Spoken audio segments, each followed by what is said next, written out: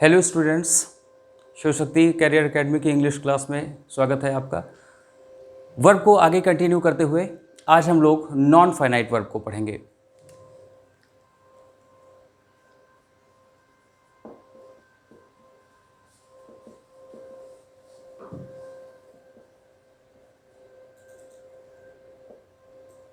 ये जो आपकी नॉन फाइनाइट वर्ब्स हैं, ये क्या हैं, इनको हमें जानना है।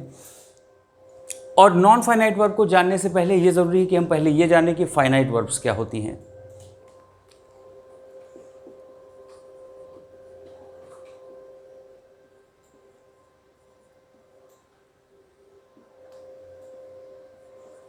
The verbs that are controlled by the number and person of the subject। ठीक है ना। फाइनाइट वर्ब्स क्या होती हैं? वो वर्ब्स जो कि कंट्रोल्ड होती हैं किससे? नंबर से और पर्सन से। और ये नंबर और पर्सन किसका होगा? सब्जेक्ट का। यानी कि सब्जेक्ट आपका सिंगुलर नंबर है या प्लूरल नंबर है। इसके अलावा जो सब्जेक्ट है वो आपका फर्स्ट पर्सन है, सेकंड पर्सन है, थर्ड पर्सन है। उसके अकॉर्डिंग जो एप्रोप्रिएट वर्ब होगी उसके हिसाब से हम उसको रखते हैं। फाइनाइट वर्ब्स के कुछ एग्जांपल्स हम देखें। He goes there, they go there, और she went there। ठीक है। इसमें अगर आप देखें तो जब ही हुआ तो आपने गोज लिखा। अगर सब्जेक्ट आपका सिंगुलर है तो वर्ब भी आपकी क्या हो गई? सिंगुलर हो गई। दे अगर आपने लिख दिया तो ये थर्ड पर्सन है लेकिन प्लूरल नंबर हो गया, एक से ज़्यादा लोगों को दे बताता है।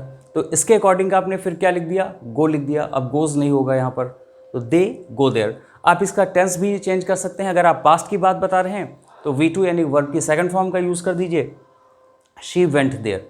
तो ये आपकी फाइनाइट वर्ब्स हैं क्योंकि ये कंट्रोल्ड हैं किससे? अपने सब्जेक्ट से। यानी सब्जेक्ट का नंबर क्या है, पर्सन क्या है, इससे ये कंट्रोल्ड हैं। ठीक है। अब बात अगर आपकी हमारे आती है नॉन फाइनाइट वर्ब्स, तो अपने आप में डेफिनेशन ये बिल्कुल क्लियर हो जाती है कि नॉन फाइनाइट वर्ब्स क्या होंगी? यानी ऐसी वर्ब्स जो कंट्रोल्ड ना हो।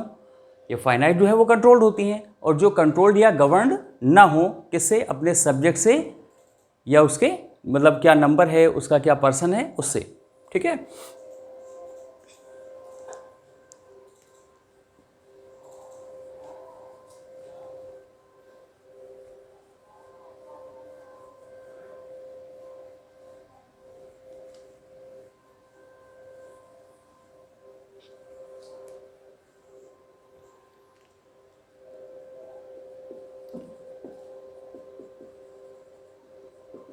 Non finite verbs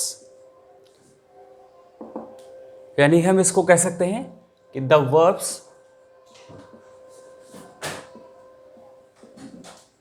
that are not governed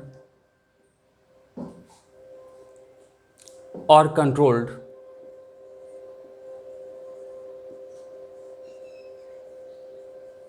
by the number and person of the subject। यानी कि जो सब्जेक्ट के नंबर से और पर्सन से गवर्नड ना हो, कंट्रोल्ड ना हो, ये वर्ब्स क्या होती हैं? नॉन फाइनाइट वर्ब्स होती हैं।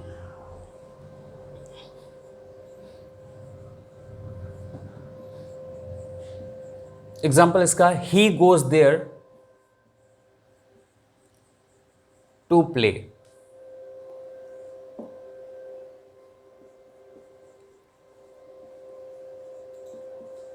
दे go there to play, she went there to play. अब इस अंडरलाइन वर्ड को अगर आप देखेंगे तो ये बिल्कुल भी नहीं बदल रहा है, बिल्कुल सेम है, चाहे उस सब्जेक्ट का नंबर, पर्सन कुछ भी क्यों ना हो, टेंस उसका भले ही पास्ट हो गया हो, प्रेजेंट हो, इस पर कोई फ़र्क नहीं पड़ रहा है। He goes there to play, वो वहाँ खेलने जाता है। They go there to play, वे वहाँ खेलने जाते हैं। She went there to play, वह वहाँ खेलने गई। तो खेलने मतलब यानी वो अपनी मीनिंग बिल्कुल सेम फॉर्म में रखता है। तो ये जो वर्ब है ये कंट्रोल्ड नहीं है किसे, इस सब्जेक्ट से, यानी इस सब्जेक्ट के नंबर और पर्सन से।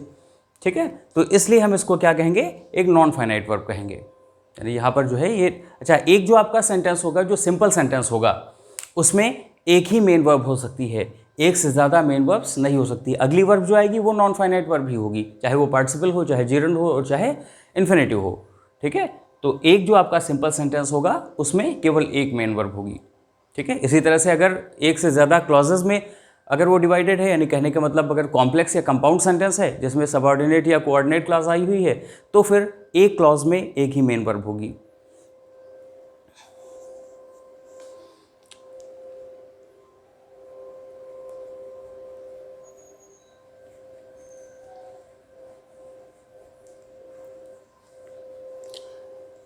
अब बात करते हैं हम लोग कि ये नॉन फाइनाइट वर्ब्स हैं क्या, कौन कौन सी हैं।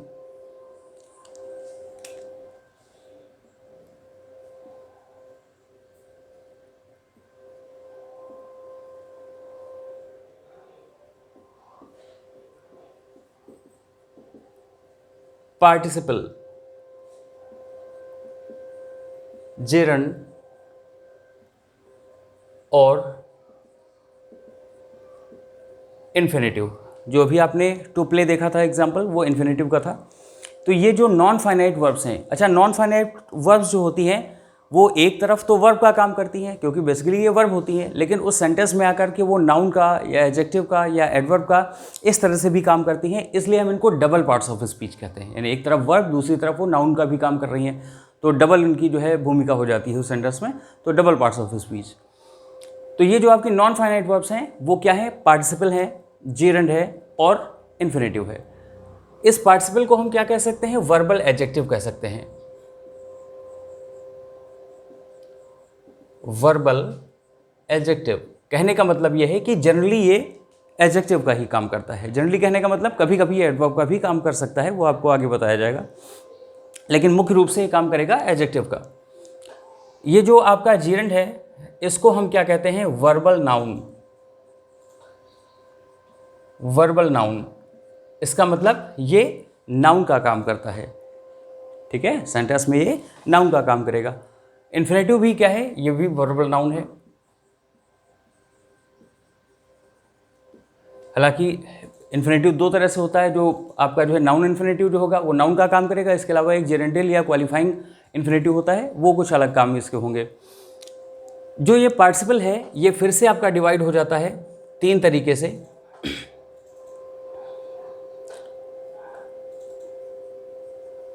प्रेजेंट पार्टिसिपल, पास्ट पार्टिसिपल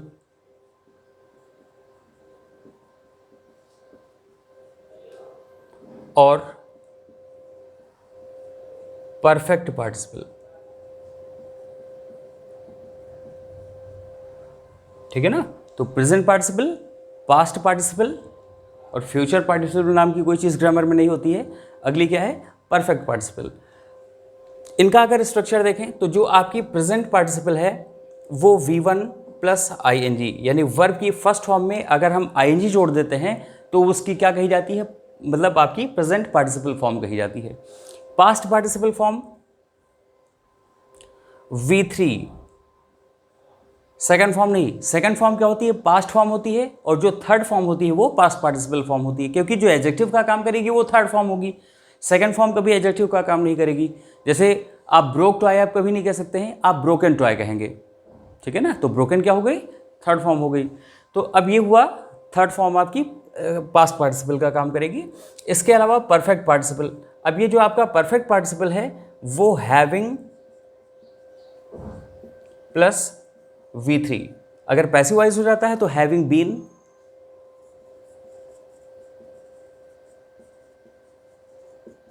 और प्लस V3, ठीक है। जीरन क्या है, V1 प्लस ING, ये जो आपका जीरन होगा वो V1 प्लस ING। अब यहाँ पर आपके सामने एक क्वेश्चन आता है कि ये V1 प्लस ING यहाँ पर भी है, V1 प्लस ING यहाँ पर भी है, ठीक है ना। तो दोनों का स्ट्रक्चर देखने में तो सेम है, इस पर हम डिस्कस भी करेंगे कि प्रेजेंट पार्टिसिपल में और जेरेंड में क्या फ़र्क होता है। ये क्या काम करेगा, नाउन का काम करेगा जो जेरेंड है, ठीक है ना। जैसे आपको बताया गया था, अब नाउन कहाँ पर आएगा, सब्जेक्ट के तौर पर आएगा या ऑब्जेक्ट के तौर पर आएगा, कॉम्प्लीमेंट के तौर पर आएगा, प्रीपोजिशन से गवर्न होगा केस इन पोजिशन में। तो जो भी इसके फंक्शन हैं तो उन जगहों पर इसको हम रखेंगे। जैसे एग्जाम्पल ले लेते हैं कि सब्जेक्ट के तौर पर, जैसे अगर आपका कोई सब्जेक्ट है तो वो क्या होगा, नाउन होगा, और अगर नाउन है नहीं है तो क्या होगा, प्रोनाउन होगा, because pronoun is a word which is use in place of noun, ठीक है ना। तो अगर हम जैसे लिखते हैं कि John is a good boy, तो वहाँ पर जॉन क्या हो गया, नाउन हो गया, उस लड़के का नाम, ठीक है। अब उस जॉन की जगह पर अगर हम कह दें कि swimming is a good exercise, swimming is a good exercise, तो जॉन को एक गुड बॉय बताया गया और स्विमिंग को एक अच्छी एक्सरसाइज बताई गई, तो स्विमिंग वहाँ पर क्या हो जाएगा, नाउन हो जाएगा, है ना। हिंदी में इसकी जो मीनिंग आएगी वो ना या ने इस तरह की आएगी, जैसे तैरना, टहलना, वॉकिंग, इस तरह से। और ये कर या हुए ऐसी ही मीनिंग देता है, ठीक है।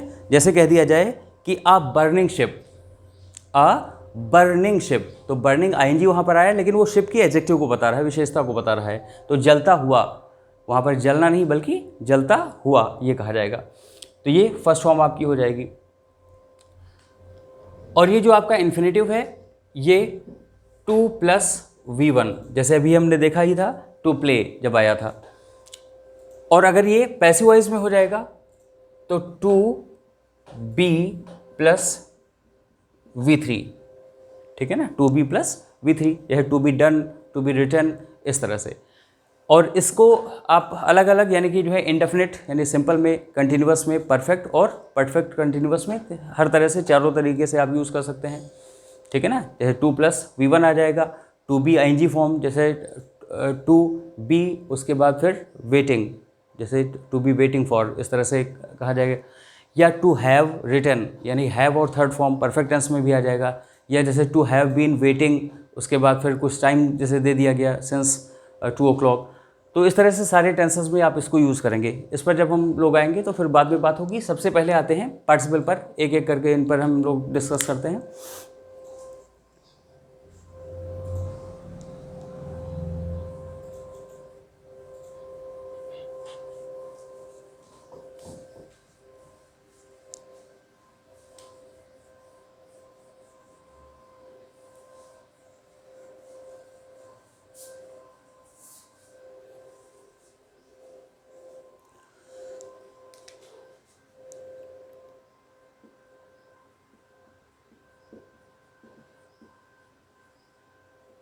और पार्टिसिपल्स में पहली बात आपकी आती है प्रेजेंट पार्टिसिपल की।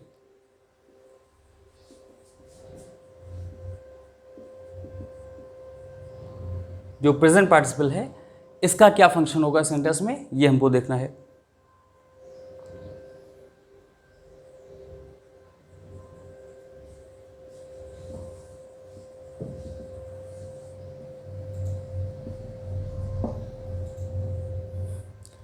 I saw a burning ship, ये तो आपकी मेन वर्ब हो गई, या हम कह सकते हैं क्या है, फाइनाइट वर्ब है। ये आपकी फाइनाइट वर्ब हो गई। लेकिन इस बर्निंग को अगर आप देखें तो बर्न भी क्या है, वर्ब होता है, ठीक है ना। बर्न का मतलब जलाना, ठीक है। तो बर्न आपकी वर्ब है, लेकिन यहाँ पर ये मेन वर्ब का कोई काम नहीं कर रही है, बल्कि ये क्या काम कर रही है, ये शिप यानी कि जो ये नाउन है इसकी कुछ विशेषता को बता रही है। बर्निंग शिप यानी कैसा जहाज।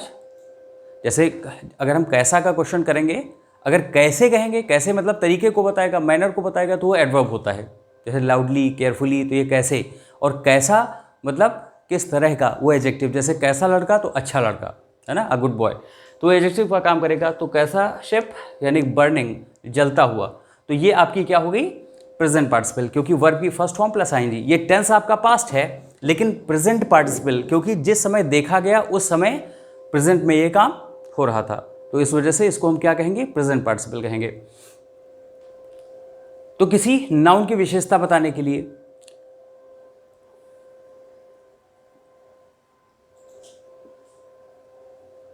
The candidate being a graduate, he is eligible for the post। अगर ये सेंटेंस आपके सामने इस तरह से लिखा हुआ है तो सेंटेंस ये गलत है। अब देखिए क्या गलती है। इस तरह का सेंटेंस आपसे जो है एसएससी एग्जाम में पूछा जा चुका है एक बार।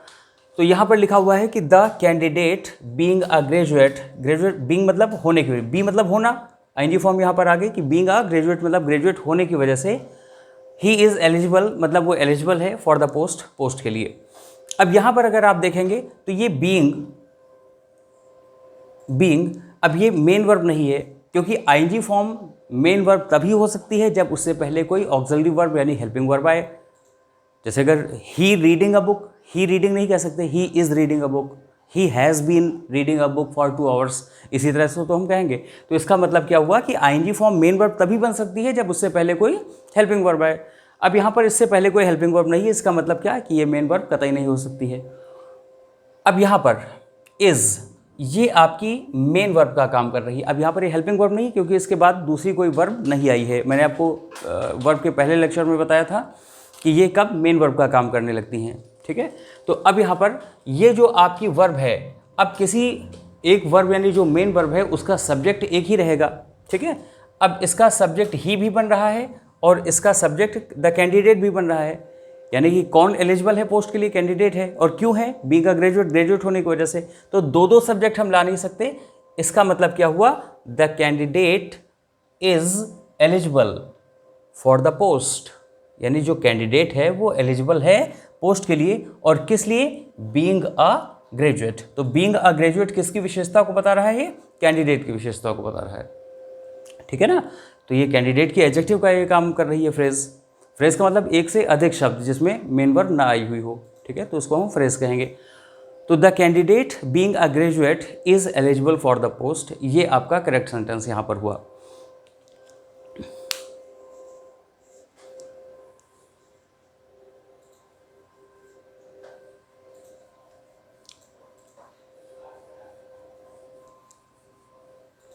प्रेजेंट पार्टिसिपल का इस्तेमाल हम तब भी करते हैं जब एक एक्शन होने के तुरंत बाद अगला एक्शन होता है। जैसे अगर दो सेपरेट सेंटेंसेस लिखे हुए हैं, the farmer saw a snake, he ran away. अब ये दो आपके सेपरेट सेंटेंसेस जो लिखे हुए हैं, द फार्मर, यहाँ पर भी सब्जेक्ट वही है, प्रोनाउन यूज़ कर दिया गया, फार्मर के बारे में ही बात हो रही है। तो फार्मर ने क्या किया, सॉ अ स्नेक मतलब एक स्नेक को देखा, उसके बाद फिर ही रैन अवे मतलब वो भाग गया, यानी देखकर, ठीक है ना। तो जो पहला एक्शन होता है, अगर इन दोनों में देखें तो पहला एक्शन क्या होगा, पहले भागा कि पहले सांप को देखा, यानी पहले सांप को देखा तभी तो भागा, यानी कि जो पहला एक्शन है ये, इसको आप प्रेजेंट पार्टिसिपल में रख देते हैं। और प्रेजेंट पार्टिसिपल मतलब यानी फर्स्ट फॉर्म प्लस आईएनजी, क्योंकि आईएनजी फॉर्म हमेशा फर्स्ट फॉर्म में ही जुड़ सकती है, साइंग नहीं कह सकते हैं। साइंग कहेंगे तो मतलब सा करना किसी चीज़ को, आरी से काटना, वो अलग मीनिंग हो जाएगी। हाँ, तो सीइंग अ स्नेक, और ही किसके लिए है, यानी मेन सब्जेक्ट हम यहाँ पर रख देंगे, द फार्मर रैन अवे, ठीक है। तो अब यहाँ पर सीइंग आप जो देख रहे हैं ये क्या हो गई, पार्टिसिपल हो गई, मेन वर्ब मतलब हम इसको वैसे भी जो सीइंग है यानी परसेप्शन की जो वर्ब्स हैं, जैसे टेस्ट है, सी है, मतलब देखना, सुनना, इन स्वाद लेना, इन सबसे संबंधित जो होती हैं, तो इनको हम कंटिन्यूअस टेंस में नहीं ला सकते। जैसे he is seeing a bird, ये गलत है, ही सीज अ बर्ड, इस तरह से आप कहेंगे, यानी उनको हम सिंपल टेंस में रखते हैं। तो अब यहाँ पर इससे पहले कोई हेल्पिंग वर्ब है नहीं, इसका मतलब ये मेन वर्ब है नहीं। मेन वर्ब आपकी क्या है, ये रैन, अभी आपका एडवर्ब हो गया, है ना। तो ये सब्जेक्ट आपका क्या हुआ, द फार्मर, और ये आपकी मेन हो गई, मेन वर्ब हो गई रैन। और ये जो आपकी वर्ब है वो क्या हो गई, यानी आपको मैंने बताया था कि एक सिंपल सेंटेंस में इसमें कोई क्लॉज तो बन नहीं रही, कोई भी कंजंक्शन से जुड़ा नहीं है, इसका मतलब ये आपका जो है कॉम्प्लेक्स या कंपाउंड सेंटेंस है नहीं, ये एक सिंपल सेंटेंस है। और एक सिंपल सेंटेंस में एक से ज़्यादा मेन वर्ब्स नहीं आ सकती, जो अगली वर्ब होगी वो पार्टिसिपल, जेरेंड या इन्फिनेटिव में से ही कुछ होगी। तो ये क्या है, ये पार्टिसिपल, और कैसा, प्रेजेंट पार्टिसिपल, ये प्रेजेंट पार्टिसिपल हो गया, ठीक है। अब उसके बाद अच्छा, जब सब्जेक्ट के लिए अगर हम लाएंगे, क्योंकि देखने का काम किसने किया, फार्मर ने किया, तो जब सब्जेक्ट के लिए होगा तो इस फ्रेज को हम सब्जेक्ट से पहले रखेंगे। लेकिन अगर वो ऑब्जेक्ट के लिए हो तो हम उसको ऑब्जेक्ट के बाद रखते हैं। जैसे I saw an old man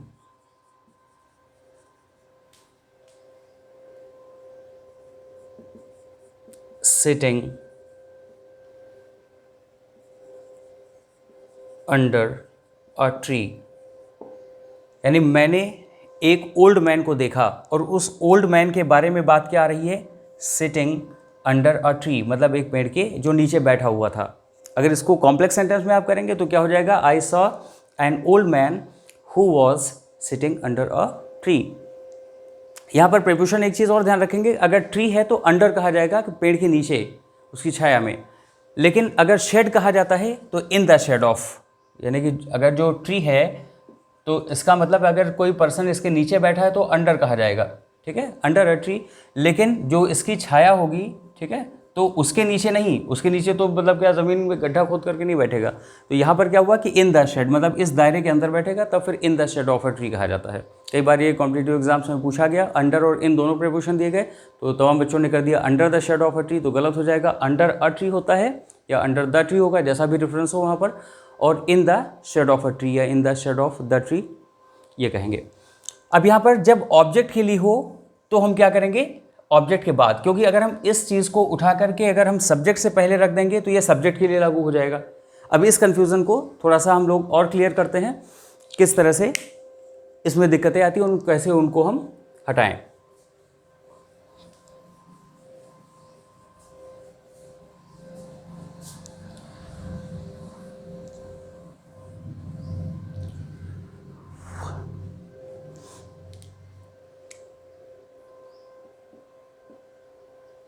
sentence आपका है, reading in the garden a scorpion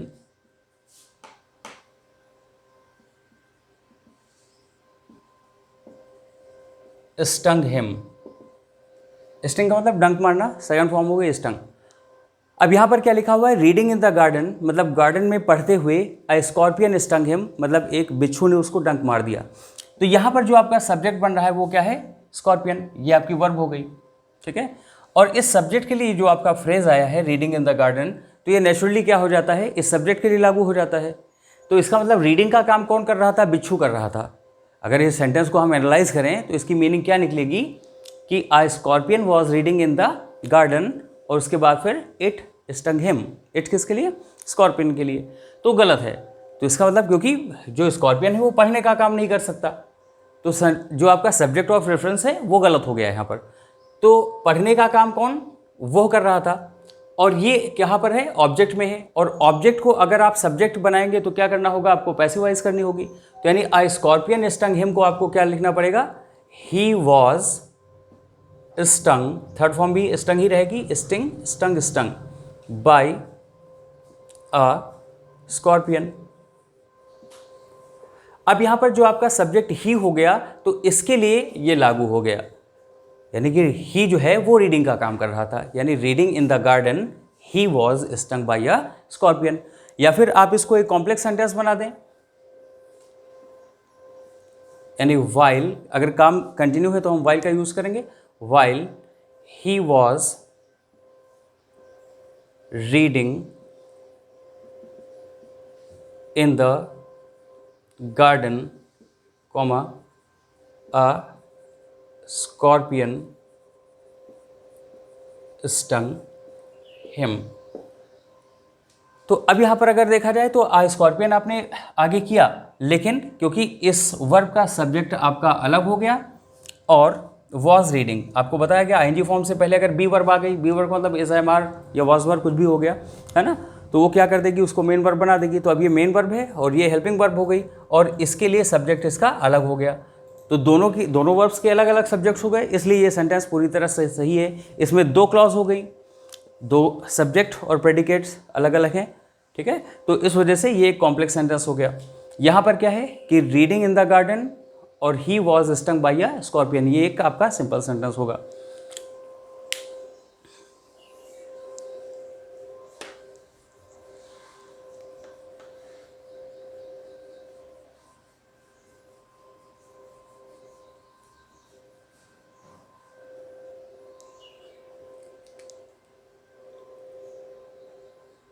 I saw a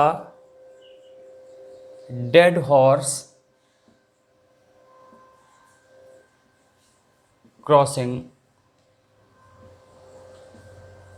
the road।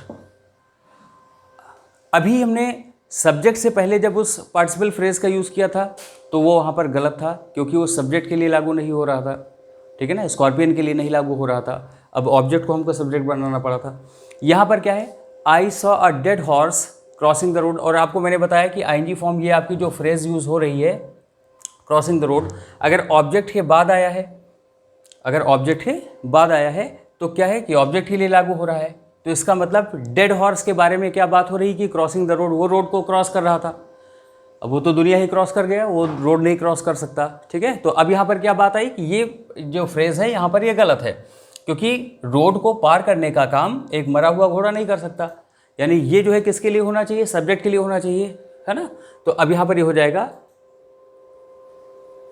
While I was, या सिंपल सेंटेंस ही बना देते हैं, ये कॉम्प्लेक्स सेंटेंस हो जाएगा। While crossing the road I saw a dead horse. अब ये आई के लिए लागू हो गया। आईएनजी फॉर्म से पहले वाइल लगा देना बेहतर तब होता है जब काम कंटिन्यूअस टेंस में हो। जैसे अगर कहा जाए कि वो खेलते खेलते गिर गया, यानी खेलने का काम जारी था, ठीक है ना। तो अब वहाँ पर हम वाइल प्लेइंग कहेंगे। वाइल प्लेइंग का मतलब खेलते समय या खेलते खेलते, ठीक है। अगर उसको चोट लग गई तो while playing he got hurt, ऐसे हमने कह दिया, या ही फेल डाउन, जैसा भी सेंटेंस आपका हो। अब यहाँ पर बात आई कि वाइल क्रॉसिंग द रोड, यानी कि अब क्रॉस करने का काम रोड को कौन कर रहा था, आई, जो कि सब्जेक्ट है। अब ये बिल्कुल सही है, क्योंकि जो सब्जेक्ट आई है लिविंग बीइंग को बता रहा है और वो रोड को क्रॉस कर रहा था। तो सही सब्जेक्ट ऑफ रेफरेंस होना ज़रूरी है। एक कॉम्प्लिकेटेड चीज़ और आपके सामने आती है इसमें,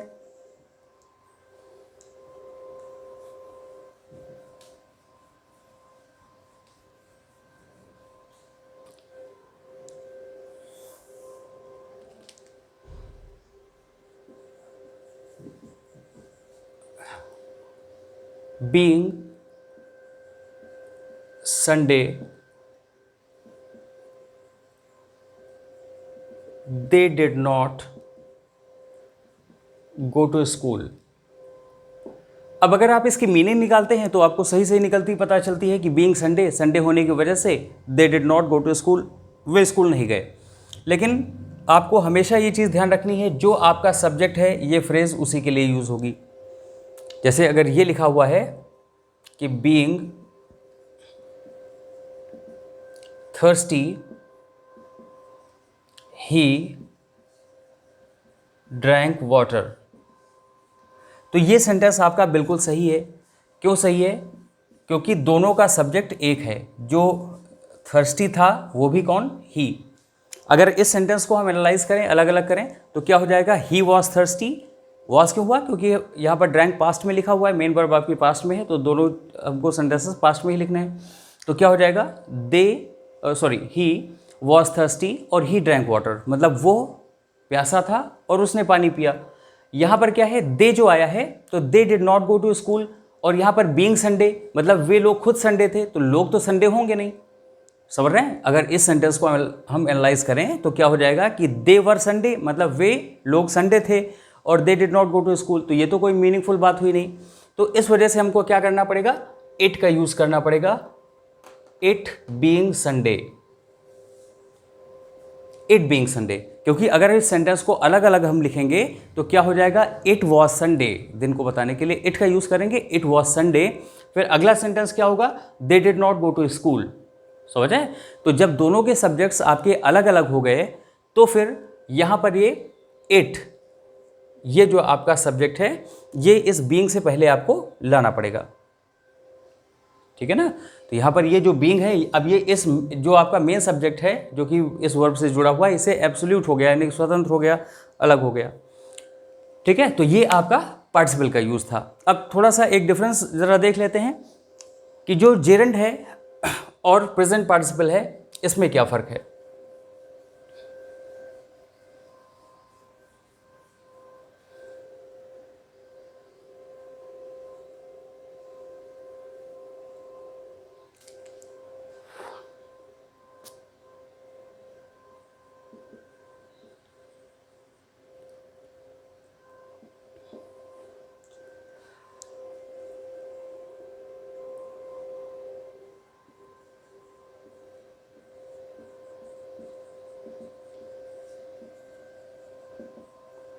अभी हमने पढ़ा था सेंटेंस कि I saw a burning ship, और ये शिप की विशेषता को बता रहा था कि कैसा शिप, जलता हुआ।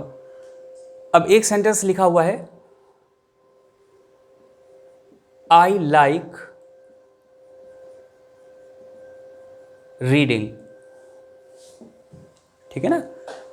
अब यहां पर इस नाउन के लिए विशेषता का काम कर रहा है, इसलिए ये क्या हो गया, प्रेजेंट पार्टिसिपल हुआ।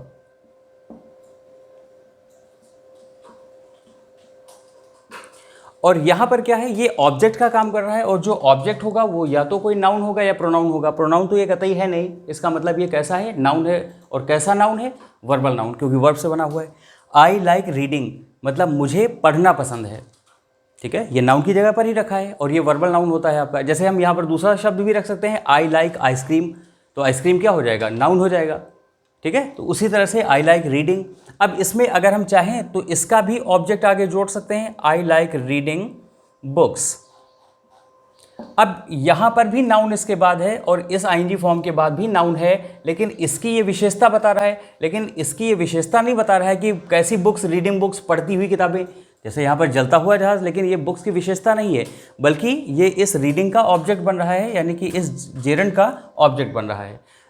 समझ रहे हैं इस बात को। तो अब यहाँ पर आई लाइक रीडिंग बुक्स यानी मुझे किताबें पढ़ना पसंद है, यानी मेन ऑब्जेक्ट आपका ये आ रहा है, और रीडिंग क्या, यानी कि इसके लिए ऑब्जेक्ट का काम इस जेरंड के लिए, क्योंकि ये बेसिकली है तो वर्ब से ही, और जब वर्ब है तो इसके लिए ऑब्जेक्ट आ सकता है, तो इस वजह से इस रीडिंग के लिए ऑब्जेक्ट का काम बुक्स कर रहा है, ठीक है। तो ये आज आपका लेक्चर था जिसमें हमने पार्टिसिपल के बारे में जाना, ठीक है। जेरंड पर एक हल्का सा इंट्रोडक्शन आपको दिया गया।